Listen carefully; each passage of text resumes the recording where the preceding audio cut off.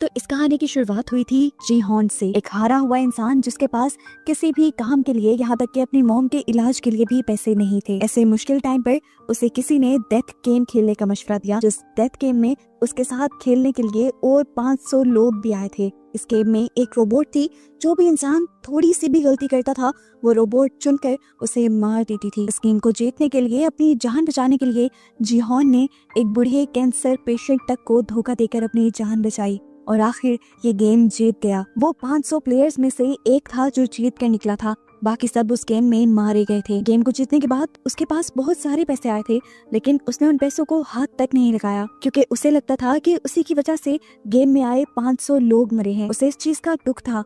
जी-हॉन को एक घिनौनी सच्चाई पता चली कि अमीर लोग सिर्फ अपनी एंटरटेनमेंट के लिए ऐसे लोगों की जान ले लेते थे, ऐसी गेम्स खिलाते थे और उनसे मजा लेते थे। उसने ठान लिया कि वो इस गेम को बंद करवा कर रहेगा। इसके बाद हम मिले जुनहो से, एक पुलिस ऑफिसर जिसका भाई भाग चुका था। अपने भाई को ढूंढते हुए जुनहो को अपने भाई के रूम से स्क्विड गेम का ही कार्ड मिला था। इस गेम में होने वाले जुल्म का पता चला कि कैसे गेम में हारने वाले लोगों को बेदर्दी से मार दिया जाता है और जो पहली गोली मारने पर जिंदा बच जाता है उसके ऑर्गन्स निकाल कर बेच दिए जाते हैं। जुनहो पकड़ा भी गया, वो भी फ्रंटमैन के हाथों, जो ये स्क्विड गेम चला रहा है। और यहाँ जुनहो के साथ साथ ऑडियंस को ये देखकर बहुत ज्यादा हैरानी हुई कि फ्रंटमैन और कोई नहीं बल्कि जुनहो का भाई था, जिसे ढूंढने के लिए वो इस आइलैंड पे सीजन 2 में जी-हॉन, जो कि स्क्विड गेम का विनर था, दोबारा उसे दिखाया गया। वो समझ गया कि ये लोग इस घिनौने खेल को दोबारा से खेलने वाले हैं, जिसमें लोग मारे जाएंगे और ऐसा वो अब होने देना नहीं चाहता। इसीलिए वो अपना सारा पैसा और पावर अब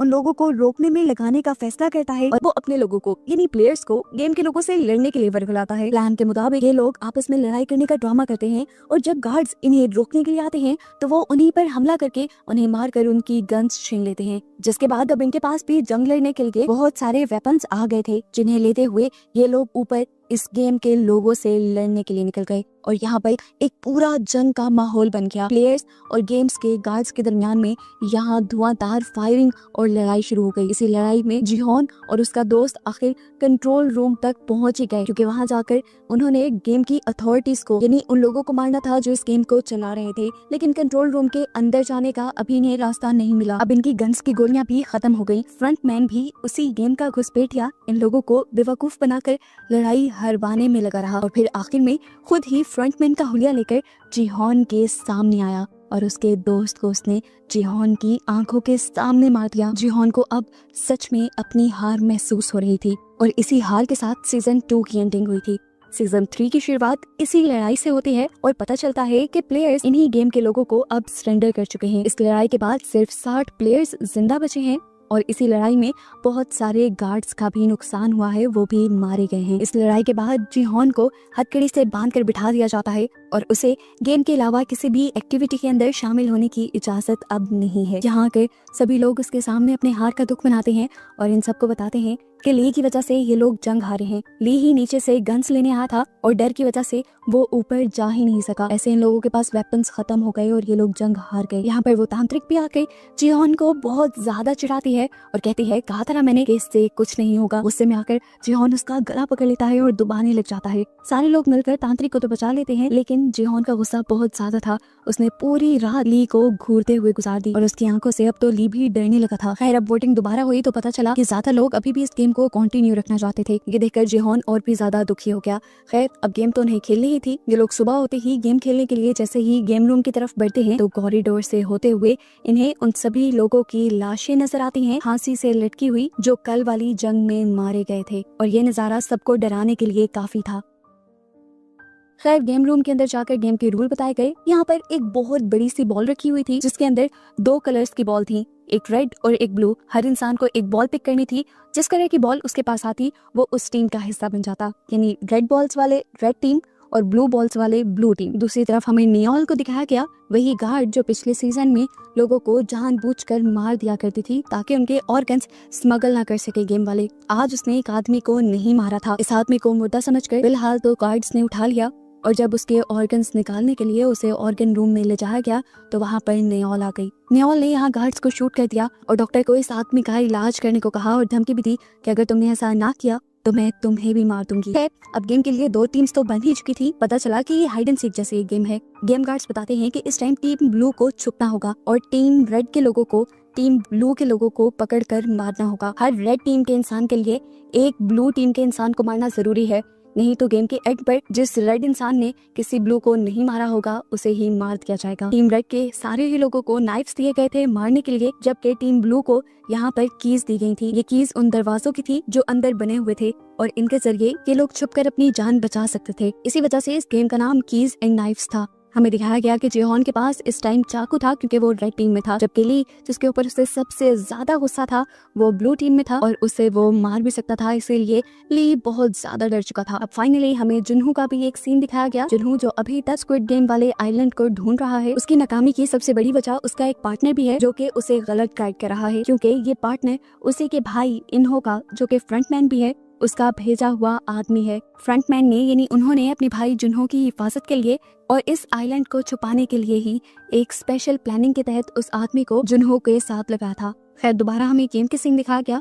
गेम में सभी ब्लू टीम के लोग शोर मचा रहे थे क्योंकि उनके मरने के और हारने के चांसेस ज्यादा थे, इसीलिए टीम गार्ड्स उन्हें कहते हैं कि अगर आप चाहो तो किसी भी रेड टीम वाले से अपने आप को एक्सचेंज कर सकते हो। बहुत से लोगों ने ऐसा करने की कोशिश तो की लेकिन वो नाकाम रहे। अब गेम गार्ड्स ने सभी ब्लू टीम को पहले गेम एरिना के अंदर जाने को कहा ताकि उनको छुपने का मौका मिल जाए। ये एरिना बिल्कुल किसी भूल भुलैया जैसा था जिसके अंदर बहुत सारे कमरे थे और उनके दरवाजे लॉक थे। इन लोगों को किस दरवाजे की चाबी दी गई थी, इन लोगों को वो दरवाजा ढूंढकर उस कमरे में छुपना था। यहाँ पर हमें दिखाया गया कि डैनी जो कि प्रेग्नेंट थी उसकी मदद अभी भी कैट और यांग कर रहे थे। बाहर अब दिखाया गया कि सभी रेड टीम अंदर जाने के लिए तैयार थी और जिहोन के सर पे सिर्फ ली को ही मारने का भूत सवार था। ली भी ये बात जानता था, इसलिए वो अपनी जान बचाने के लिए ज्यादा जल्दी छुपने की कोशिश कर रहा था। रेड टीम के कुछ लोग ऐसे भी थे जिनके अंदर किसी को मारने की बिल्कुल भी हिम्मत नहीं थी, तो ऐसे में उन्होंने ड्रग्स ले लिए और फिर अपने शिकार को यानी ब्लू टीम के लोगों को ढूंढने लगे। जिहोन तो इस टाइम ली को ही ढूंढ रहा था, जबकि दूसरी तरफ दिखाया गया कि ब्लू टीम के लोग किसी तरह दरवाजों को खोलने की कोशिश कर रहे थे। ऐसे में ये लोग नोटिस करते हैं कि दरवाजों के लॉक पर खास किस्म की शेप्स बनी हैं और ऐसी ही शेप्स उनकी चाबियों पर भी बनी हैं, यानी ये लोग ट्रायंगल वाली चाबी से ट्रायंगल वाला ही दरवाजा खोल सकते थे। इधर हमने कैट, योंग और डैनी को देखा जिनके पास तीनों तरह की कीज थी और ये लोग ये देखकर खुश हो गए क्योंकि अब वो कोई भी दरवाजा खोल सकते थे और अपनी जान बचा सकते थे। यहाँ तक कि ये लोग वो स्पेशल डोर भी खोल सकते थे जो तीनों चाबियों से ही खुलना था और वहाँ से डायरेक्ट अपनी जान बचा सकते थे और इस तरह डैनी को ज्यादा मेहनत भी ना करनी पड़ती। ये दोनों भी अब भरोसा करके अपनी चाबियां कैट को दे देते हैं ताकि वो जल्दी से स्पेशल डोर ढूंढ कर आ सके। अब ये तीनों यहाँ से भाग ही रहे होते हैं कि एकदम से डैनी का पाँव स्लिप हो जाता है और उसके पेट पर चोट लग जाती है। इतने में ही यहाँ पर रेड टीम का एक मेंबर आ जाता है जो इन तीनों में से एक को मारने की धमकी देता है। यहाँ पर कैट उससे लड़कर उसी को मार देती है और फिर डैनी को सहारा देते हुए आगे बढ़ती है। यहाँ पर अब 2 लड़के ऐसे भी थे जो अपना टारगेट कंप्लीट कर चुके थे, लेकिन फिर इन दोनों ने फैसला किया कि ये लोग और भी लोगों को मारेंगे ताकि गेम में लोग और भी ज्यादा कम हो जाएं और पैसों का ज्यादा हिस्सा उन्हें मिल सके। यहाँ दिखाया गया कि फाइनली जिहोन को ली नजर आ गया था। वो उसके पीछे भागा जल्दी से उसे मारने के लिए, लेकिन पता चला कि ये ली जैसा दिखने वाला कोई और लड़का था।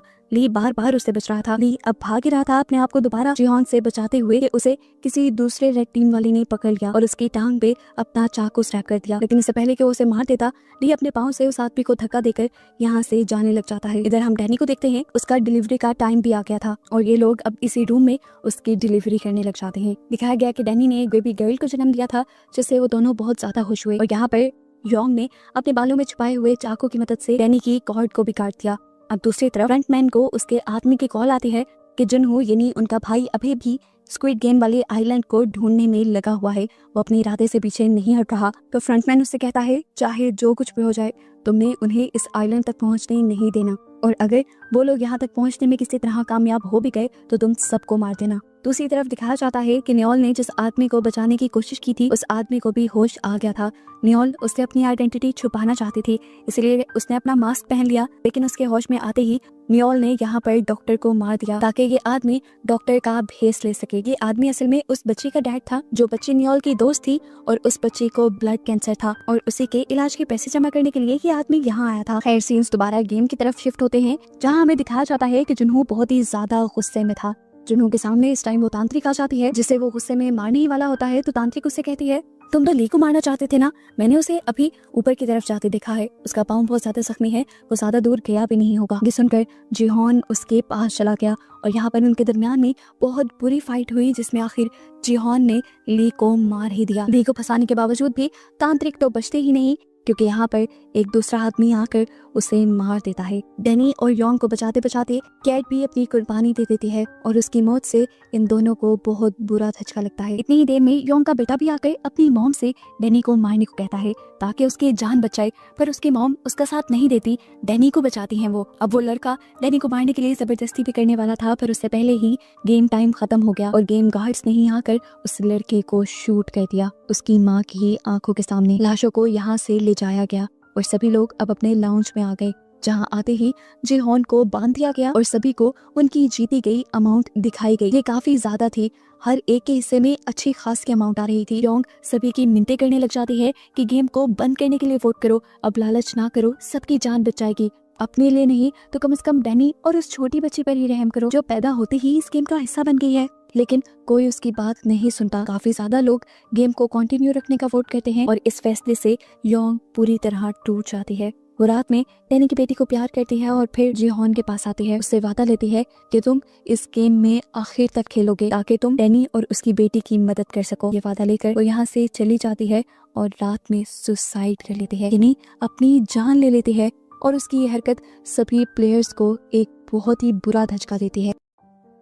खैर, अगली गेम का टाइम आ जाता है। गेम सिंपल थी, इन्हें रोप के ऊपर से जंप करनी थी और ऐसे ही करते करते इन्हें आगे जाना था, ब्रिज को पार करना था। हल्की सी गलती भी इनकी जान ले लेती। एक एक करके सभी ये पार करना शुरू करते हैं। इस गेम को देखने के लिए बहुत से VIPs भी आए हुए थे जो इन लोगों के बिहेवियर्स को नोटिस करते हुए इन पर शर्तें लगा रहे थे। दूसरी तरफ अब फाइनली जुनहू की यानी ऑफिसर की भी इस आइलैंड की तलाश खत्म हो जाती है, क्योंकि इस मर्तबा वो जिस आइलैंड के पास था उसने आइलैंड की पहाड़ी को पहचान लिया था। ये वही पहाड़ी थी जहाँ से पिछले सीजन में उसके भाई इन्होंने उसे शूट किया था। खैर, सीन्स दोबारा से गेम की तरफ शिफ्ट हो जाते हैं और दिखाया जाता है कि एक लड़का बुरी तरह से लड़खड़ा रहा था।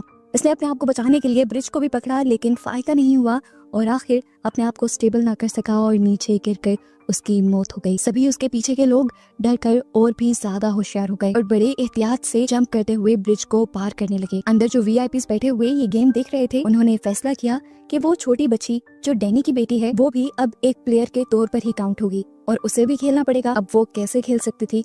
यहाँ पर डैनी दोबारा जिहोन से मदद मांगती है और जिहोन उसकी मदद के लिए मान भी जाता है। वो अपनी जैकेट उतार कर उसका बेबी बैग बनाते हुए उस बच्ची को अपने सीने से बांध लेता है और फिर गेम शुरू करता है। सभी लोग जब उस ब्रिज को पार कर रहे थे तो एक साथ सबके लिए जंप करना बहुत मुश्किल हो रहा था। कोई एक अगर गिरने वाला होता तो अपने आप को बचाने के लिए वो दूसरे को पकड़ लेता और ऐसे दूसरा भी उसके साथ गिरकर मारा जाता। यहाँ तक कि कोई तो अपने आप को स्टेबल करने के लिए दूसरे को ही गिरा देते थे और बस ऐसे ही ये गेम चल रही थी। जिहोन भी अपने आप को बचाने के लिए अपने सामने वाले आदमी को गिराकर उसकी जान ले लेता है, क्योंकि वो आदमी बहुत डरपोक था और उसने काफी टाइम से उसका रास्ता ब्लॉक किया हुआ था। और फाइनली अब जिहोन ने भी ब्रिज पार कर लिया और एंड पे थी डैनी जो इस ब्रिज को पार नहीं कर पाई और इस गेम के एंड पर वो भी मर जाती है, जिसकी मौत को देखकर दूर से जिहोन बिल्कुल टूट जाता है। यहाँ पर VIPs फैसला करते हैं कि अब बेबी जिहोन के साथ ही खेलेगी। उधर न्योल जो आइलैंड से भागने की तैयारी में थी, उसे मास्क पहने ऑफिसर नोटिस कर लेते हैं और उन्हें रोकने के लिए उनके ऊपर गार्ड से हमला करवा देते हैं। जबकि अब गेम के बाद सभी बचे हुए प्लेयर्स दोबारा लॉन्च में आ जाते हैं। यहाँ जब प्लेयर्स को पता चलता है कि डैनी के मरने के बाद भी उसके हिस्से के पैसे उसके बेटी के पास जाएंगे और इन प्लेयर्स को नहीं दिए जाएंगे, तो सभी बहुत ज्यादा गुस्से में आ जाते हैं। यहाँ तक कि वो तो इस बेचारी मासूम बच्ची को मारने तक का प्लान कर लेते हैं, लेकिन गार्ड्स की वजह से इस बच्ची की जान बच जाती है। लेकिन इस बच्ची का जिंदा रहना इन प्लेयर्स के लिए अच्छा था ही नहीं, इसलिए उन्होंने फैसला किया कि जिहोन के साथ साथ वो इस बच्ची को भी अगली गेम से पहले ही मार देंगे। अब जाहिर सी बात है, गेम के लोगों को यानी फ्रंटमैन को जो कि इनके ऊपर नजर रख रहा था, उसको इस सारी बात की खबर हो जाती है और फाइनल राउंड से पहले अब फ्रंटमैन जिहोन को अपने ऑफिस में मिलने के लिए बुलाता है और जिहोन ये देखकर शॉक रह जाता है कि फ्रंटमैन कोई और नहीं बल्कि इन्हो है, जिसे वो गेम के स्टार्ट से अपना दोस्त समझ रहा था और उससे हमदर्दी दिखा रहा था। उसकी तो मौत की खबर भी गेम वालों ने कंफर्म कर दी थी और वो उसकी मौत पर भी दुखी था, लेकिन अब उसे फ्रंटमैन के तौर पर देखकर जिहोन का सबके ऊपर से एतबार खत्म हो गया। फ्रंटमैन जिहोन को बताता है कि मैंने तुम्हें यहाँ पर एक डील देने के लिए बुलाया था। वो उसे बताता है कि सभी प्लेयर्स तुम्हें और उस बेचारी बच्ची को मारने की प्लानिंग में हैं, इसीलिए मैं तुम्हें एक ऑफर देता हूँ, तुम गेम के फाइनल राउंड से पहले सभी को मार दो और मैं ये सारा इनाम का पैसा और ये बच्ची तुम्हें दे दूंगा। सीन कट होकर अब हमें जुनहो को दिखाया जाता है जो बेसब्री से इस आइलैंड को ढूंढ रहा था, लेकिन उसे समझ नहीं आ रही थी कि क्यों अभी तक उसकी तलाश खत्म नहीं हुई। उसे पता चला कि उसका ही एक साथी उसे धोखा दे रहा था, उसे भटका रहा था। वो असल में उन्हों का साथी था, उन्हों का बंदा था और उन्हों को ही खबरें देते हुए वो पकड़ा गया। जुनहो अपने गुस्से और जोश में उससे लड़ने लगा। यह आदमी भी सबको मारने का ही इरादा रखता था, क्योंकि इन्होंने उसे इंस्ट्रक्शन दी थी कि अगर ये पुलिस वाले सारे आइलैंड तक पहुंच जाए तो तुम इन सबको ही मार देना। पर अब जुनहो के साथ लड़ाई में वो खुद ही मारा जाता है। इसी दौरान नियोल, जिसके ऊपर गार्ड्स हमला कर रहे थे, वो उसके साथ एक सौदा करते हैं कि अगर तुम्हें अपनी जान प्यारी है तो तुम आइलैंड पर वापस आ जाओ। वो मान तो चाहती है, लेकिन जाने से पहले वो किसी तरह उस बच्चे के डैड को यहाँ से निकालने में कामयाब हो जाती है और फिर वो आइलैंड पर वापस आकर एक सीक्रेट रूम में जाकर ऑफिसर्स को गन पॉइंट पे ले लेती है। कुछ ऑफिसर्स को मारते हुए तो कुछ से लड़ते हुए वो ऑफिसर्स को इस बात पर फोर्स करती है कि उस आदमी के यहाँ आने वाले और यहाँ से भागने वाले सारे सबूत मिटा दिए जाएं। और अपने इस मिशन में वो कामयाब भी हो जाती है। इधर रात में दिखाया जाता है कि जिहोन अभी भी फैसला नहीं ले पा रहा था कि उसे क्या करना चाहिए। क्या सच में उसे सभी प्लेयर्स को मार देना चाहिए? इसी कश्मकश में वो हाथ में चाकू लिए सबके बेड्स के पास भी जाता है, लेकिन किसी को भी मारने से पहले उसका ज़मीर उसे बताता है कि वो कोई किलर नहीं है और ऐसे वो सबको मारने का डिसीजन अपना रोक देता है। इन्हों जो बहुत ही फोकस से इस टाइम जिहोन को नोटिस कर रहा था, उसे उसका पास्ट याद आया जब 2015 के गेम में उसको भी यही ऑफर मिली थी और उसने भी इस ऑफर को एक्सेप्ट करते हुए सबको मार दिया था। लेकिन जिहोन को देखते हुए उसे पता चला कि सारे लोग उसके जैसे लालची नहीं होते हैं। अब अगला दिन आ जाता है और एक और गेम शुरू हो जाती है। ये गेम पहली गेम से बहुत ज्यादा अजीब थी। यहाँ पर 3 शेप्स के टावर बने हुए थे जिनके ऊपर चढ़कर इन्हें अपने ही साथियों को धोखा देना था अपनी जान बचाने के लिए। अपने आप को बचाने के लिए सभी लोगों को इस टावर से उन्हें नीचे फेंकना था। यहाँ पर जैक भी सबको ये हकीकत बताता है कि वो इस बच्ची का बायोलॉजिकल फादर है जिसे बचाने की अब उसे परवाह हुई थी। उसे बचाने के लिए वो सबसे पहले ही एक रॉड उठाकर यहाँ पर एक बूढ़े आदमी को धक्का देते हुए उस रॉड के जरिए नीचे फेंक देता है और ऐसे ही दूसरे आदमी को मारना शुरू कर देता है। दूसरे लोग भी अपनी जान बचाने के लिए एक दूसरे से लड़ रहे थे और जो किसी एक को नीचे गिराने में कामयाब हो जाता तो समझो वो एक राउंड जीत जाता। सबसे ज्यादा जैक ही लोगों को मारकर नीचे गिरा रहा था ताकि उसकी प्राइज मनी ज्यादा हो जाए। इन सारे राउंड्स के दरमियान में एक आदमी खुद ही अपनी जान ले लेता है इस बच्ची को बचाने के लिए। तो यहाँ पर दोबारा अब जैक भी एक आदमी के ऊपर जबरदस्ती चाकू से हमला करने लग जाता है और उसे भी मारकर वो नीचे गिरा देता है। एक एक करके इस तरह सभी लोग मारे जाते हैं और बच जाता है जैक और जिहोन। वो जिहोन से कहता है, देखो तुम इस बच्चे को दे दो, मैं इस बच्चे को नीचे गिरा दूंगा और तुम्हें कुछ नहीं कहूंगा। लेकिन जिहोन को ये बच्ची बहुत प्यारी थी, वो इसे किसी भी खतरे में नहीं डाल सकता था। इस बच्ची के चक्कर में इन दोनों के बीच लड़ाई हो जाती है। जैक के हाथ में चाकू भी था जिससे वो उसे मार सकता था, लेकिन जिहोन अपने आप को और उस बच्ची को बचाने के चक्कर में लगा रहा और इसी सब के दौरान आखिर जैक अपनी बेटी को खींचने में कामयाब भी हो गया। वो अब अपनी बेटी को नीचे गिराने वाला था। सभी वीआईपीज उसका बिहेवियर नोटिस कर रहे थे जबकि जिहोन उसकी मिन्नतें कर रहा था, कैसे मत करो, इस बच्चे को मत फेंको। आखिर जिहोन इस बच्चे को पकड़ने के लिए उस आदमी को धक्का देता है और जल्दी से अपनी जैकेट पकड़ लेता है जिसमें वो बच्ची थी। यहाँ वो चाहता था गिरते हुए जैक की भी जान बचा सकता था, पर उसने नहीं बचाई। आखिर जैक नीचे गिरकर मारा गया और फाइनल राउंड के अंदर हमें जिहोन दिखाया गया उस बच्ची के साथ।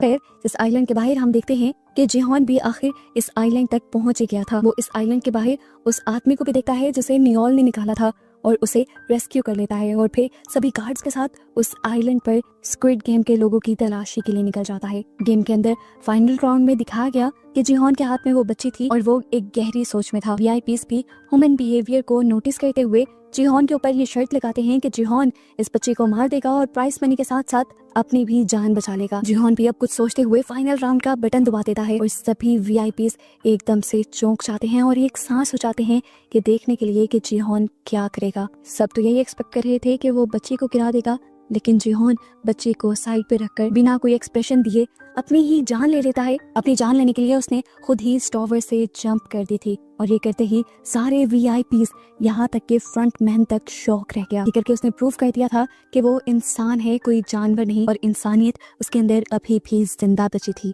वीआईपीज ने तो सोचा भी नहीं था कि गेम इस तरह पलट जाएगी। फ्रंटमैन भी जिहोन की मौत से बहुत ज्यादा डिस्टर्ब हो गया। जिहोन 2 गेम्स का विनर था, आखिर उसके पास बहुत सारा पैसा था, वो ऐश की जिंदगी जी सकता था, पर उसने फिर भी अपने अंदर की इंसानियत को चुना और अपने ही जान ले ली एक छोटी बच्ची को बचाने के लिए। अब फ्रंटमैन खुद से सवाल करता है कि उसकी इंसानियत कहाँ चली गई थी? उसने तो एक ही गेम जीती थी।